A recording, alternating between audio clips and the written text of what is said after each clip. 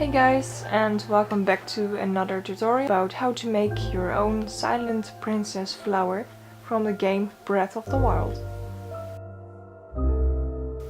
I've ordered some flowers online from Aliexpress. I'll leave a link down in the description.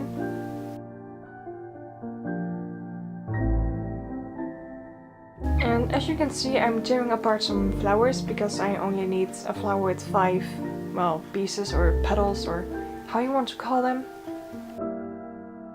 I just made a few flowers that look a bit like the Silent Princess.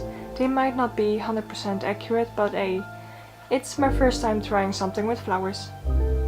I got some acrylic paint and I've painted the insides of the flowers with a light blue.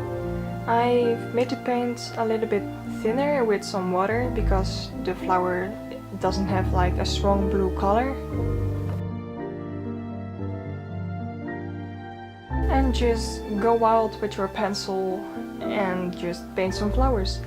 I've made some extra because I didn't quite know how this paint would react on the texture of the flowers, so I just went all YOLO on it.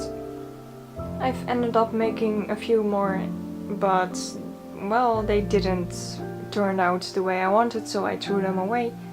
And as you can see, I still have a few left, and I decided to go with the bottom one because I think, and I asked a friend, he liked that one the most. So, well, after like 10 tries, I finally got a flower I'm happy with.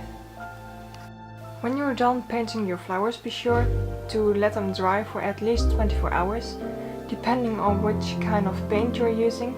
Like, I'm using some acrylic paint and I didn't know how it would turn out if I would use it straight away for this video, so I just decided to let it dry for a couple of hours and see how it goes.